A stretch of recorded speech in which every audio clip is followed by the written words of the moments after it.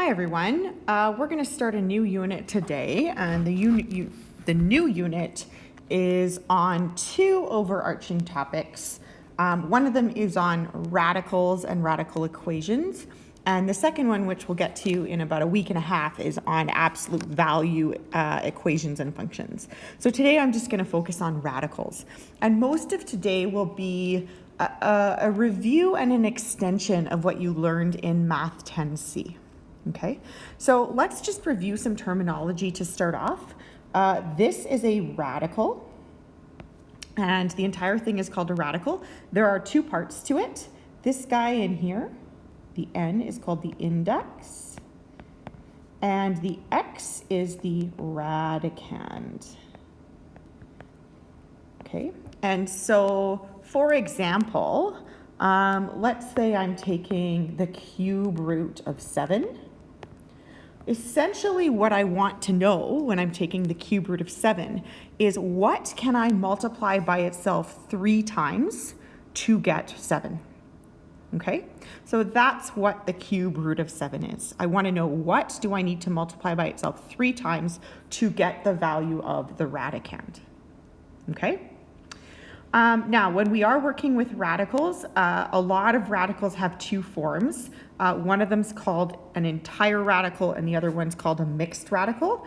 The entire radical is unsimplified.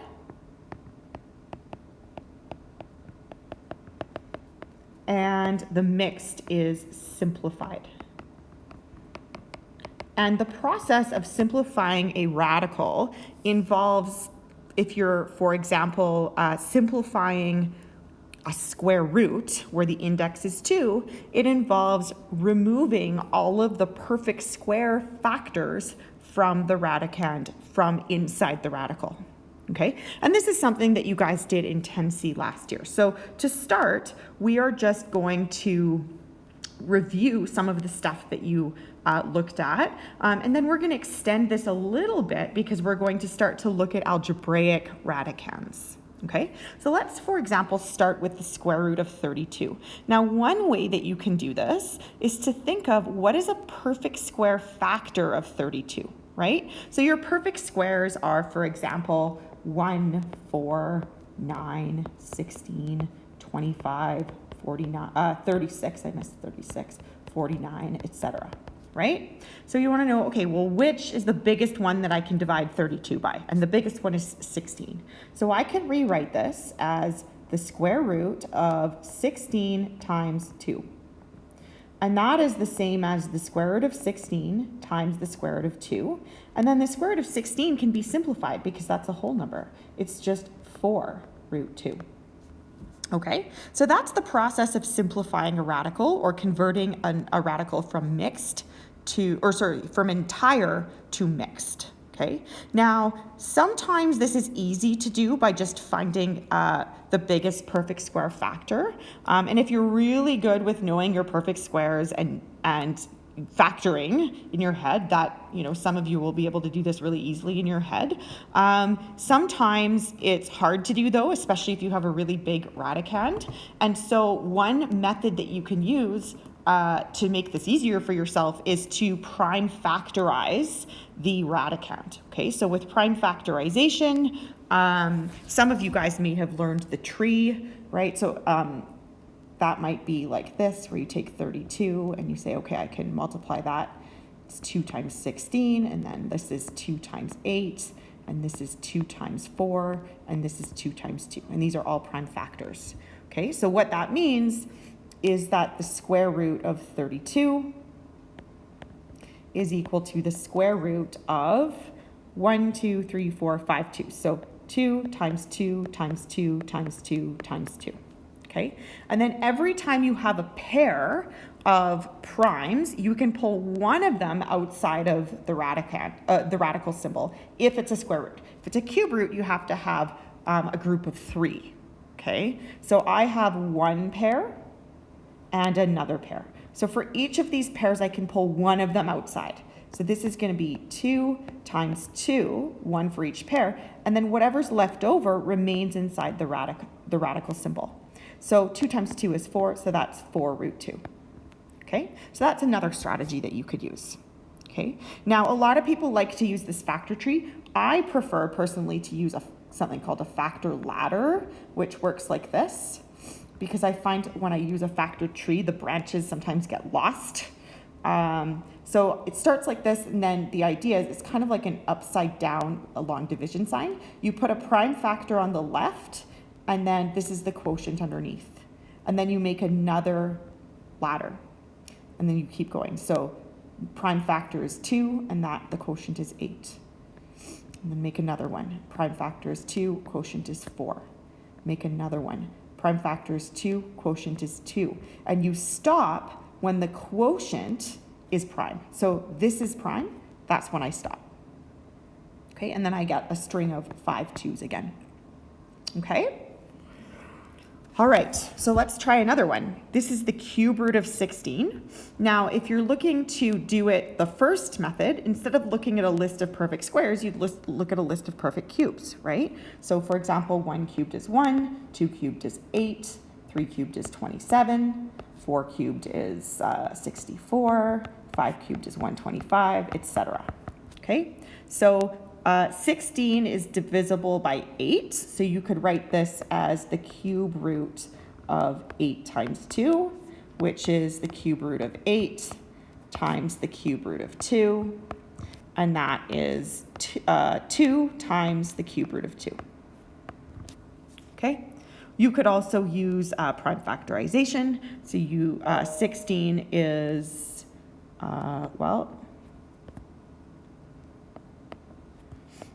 here we go. So 2 times 8, and then 2 times 4, and then 2 times 2.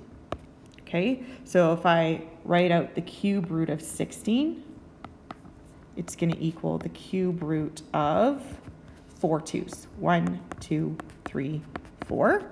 And then because I'm taking a cube root, I need a group of 3 prime factors to be able to pull one out. So here's a group of 3. So I can pull one out. So that's 2 times the cube root of 2. Okay? Now, let's say we have an algebraic expression as the radicand.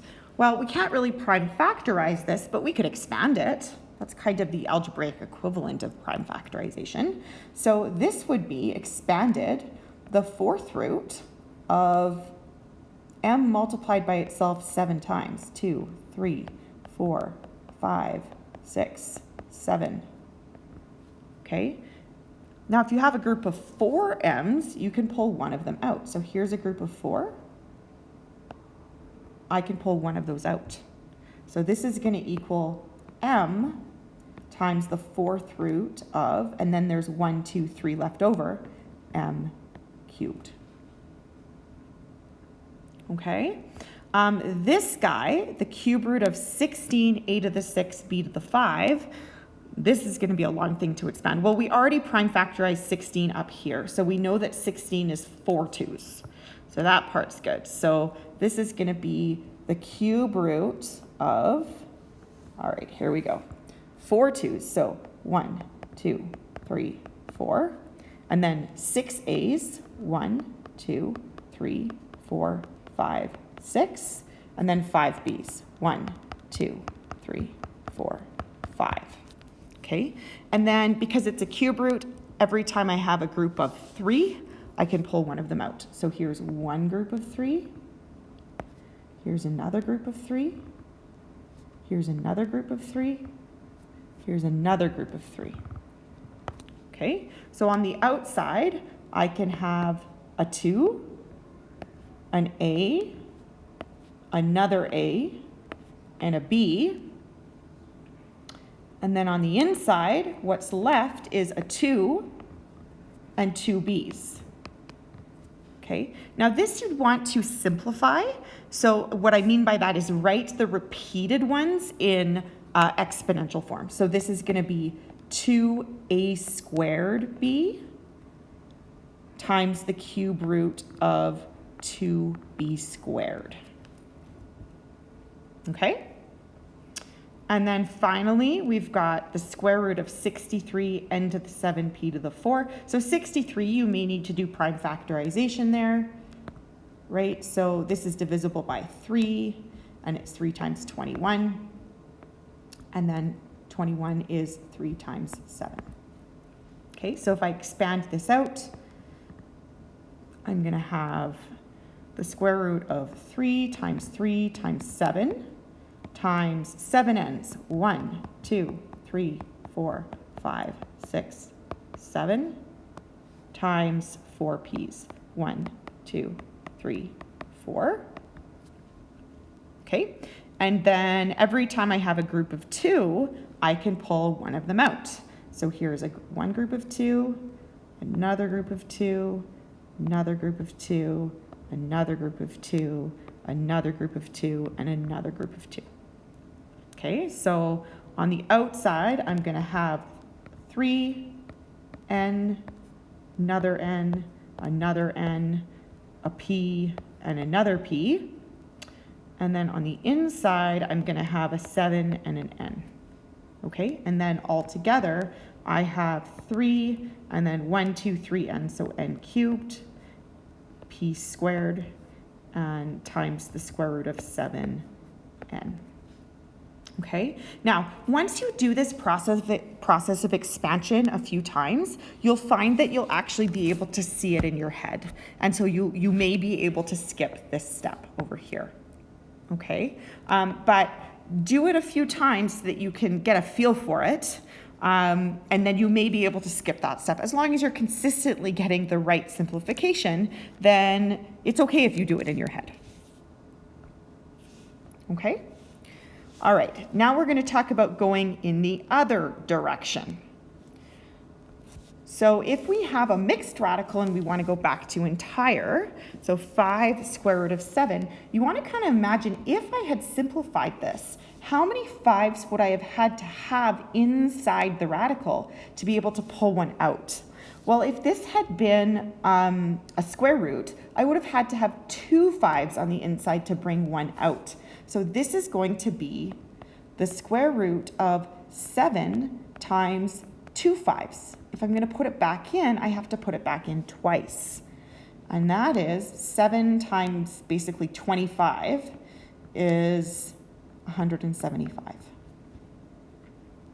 Okay, now here 2 times the cube root of 5, because this is a cube root, I would have had to have 3 2's on the inside in order to bring one out. So I have to put 3 2's back inside.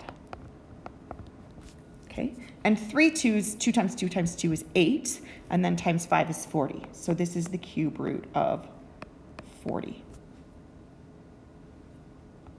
Okay, this guy, so 3 times the 4th root of 6, I would have had to have 4 3's on the inside in order to bring one of them out, since this is a 4th root. So I'm going to put 4 back inside. Okay, and 3 to the 4 is 81. 81 times 6 is 486, I believe. So this is the 4th root of 486. But you could do this part on your calculator where you multiply this part out. You could do that on a calculator. You don't have to do it in your head. Okay, so everything we've done so far is sort of 10C stuff. Now we're going to start to look at algebraic radicals. Okay, now here we've got j cubed times the square root of j. So if I had brought this term out, it would have had to be on the inside twice. So this is going to be the square root of j times this term on the outside twice.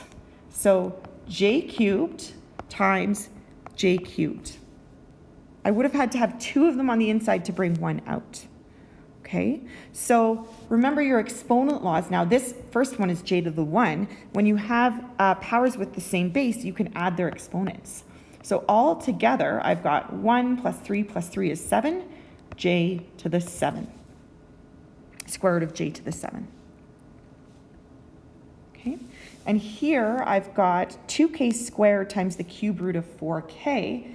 This guy I would have had to have on the inside 3 times because this is a cube root. So I'm going to put that whole thing in 3 times. I'm going to worry about the simplification after, because if you try and do too many steps in one, you may make mistakes. So I have the 4k in there already, and then I have to put this 2k squared back in 3 times.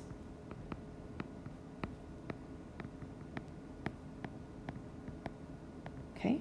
Now, if I multiply all the numbers together, 4 times 2 is 8, times 2 is 16, times 2 is 32.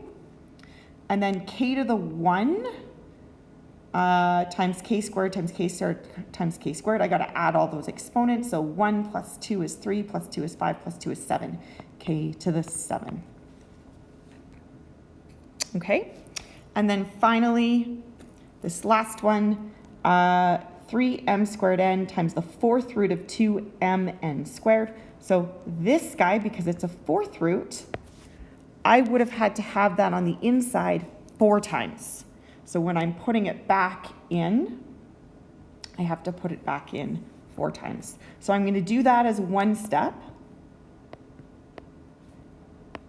and then I'll simplify after.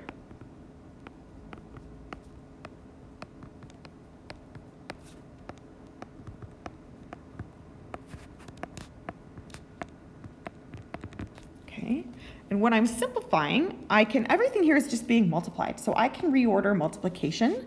So I can do the 2 times the 3 times the 3 times the 3 times the 3. So, well, 3 times 3 times 3 times 3, that's 3 to the 4 is 81. And 81 times 2 is 162. And again, if you need to, you can do that on your calculator. Okay, then I can multiply all the m's together. So this is m to the 1. Over here. So I'm basically adding all the exponents. So I've got 1 plus 2 is 3, plus 2 is 5, plus 2 is 7, plus 2 is 9. So that's m to the 9. And then I have to add all the n exponents together. So this is 2. All the rest of them are 1. Okay, so 2 plus 1 is 3, plus 1 is 4, plus 1 is 5, plus 1 is 6. N to the 6. Okay, and I really highly recommend doing this step first, because when people jump from here directly to here, a lot of mistakes tend to get made. All right. Okay, so we talked about going from entire to mixed, and we talked about going from mixed to entire. And for the most part, that's a review of Math 10C with the added extension of working with some algebraic radicands. Okay, now we're going to talk about something a bit new, and that is the concept of like and unlike radicals. So 2 radicals are considered like if they have the exact same index and the exact same radicand. Okay, so for example, something like the square root of 7 and 3 times the square root of 7. Those are both like, because the index is both 2 and the radicand is both 7. And the idea is that I have 1 square roots of 7 and 3 square roots of 7. If I wanted to add them all together, I would have 4 square roots of 7. Okay, these are like. These can be added, they can be subtracted. Something like these, the square root of 7 and the cube root of 7, these are unlike. These cannot be combined in any way. It's kind of like combining like terms with polynomials, right? So if you have an x term and an x term, you can combine those. But if you have an x term and an x squared term, you can't. Okay? Now, when we are trying to add and subtract radicals, you want to make sure that your radicals are simplified first. Okay, so for example, simplify radicals and combine like terms. This step is very important. Make sure that you do that first. Okay, because right now, if I tried to add these, the square root of 24 plus the square root of 6, looks like they're not like. We can't add them right now. But These are not simplified, okay? Well, the square root of 6 is, because 6 is 2 times 3. There's no perfect square in there. But 24, if we tried to prime factorize 24, right? Well, I can divide that by 2 and I get 12. I can divide 12 by 2 and I get 6. And I can divide 6 by 2 and I get 3. And if you look at the string of primes, I've got a pair of 2. So I can pull one of those 2's out, and what I'm left with on the inside is 2 times 3, which is 6. Okay, now I have like radicals. So this is kind of like saying I have 2 square roots of 6 plus, this is like I have a coefficient of 1 here, 1 square roots of 6. All together, I have 3 square roots of 6. Okay, so that is how these things get added or subtracted if there's subtraction there. Okay, we're going to try another one. So here we've got square root of 20x minus 3 times the square root of 45x. Okay, so if we start with the square root of 20x and we prime factorize that, actually I'll just do 20. Okay, well I can divide that by 2 and I have 10x. I can divide that by 2 and I have 5x. There's nothing I can do here. So this is a pair that I can pull out. I can pull one of those out, and on the inside I'm going to be left with 5x. Okay, so 20x, or the square root rather of 20x, is going to be the same as 2 times the square root of 5x. Now if I do the same thing with the square root of 45x, if I prime factorize 45x, I can divide 45 by 3, and I have 15x, or 45x I should say, by 3. I can divide 15x by 3 again, and I have 5x. And now I have a pair of 3's, so I can pull one of those out. Okay, well now I'm minusing 3 times the square root of 45x. So the square root of 45x we said was 3 times the square root of 5x. Okay, so if I just simplify the second part a little bit, I have 2 times the square root of 5x minus 3 times 3. So that's minus 9 times the square root of 5x. And all together, 2 minus 9 is negative 7 times the square root of 5x.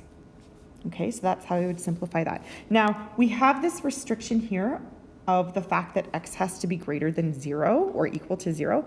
That's basically because you can't take the square root of a negative number. So if you imagine, let's say x was negative 1, then the first radical would be 20 times negative 1. That would be the square root of negative 20. That doesn't exist. So that's why we have that restriction. Okay?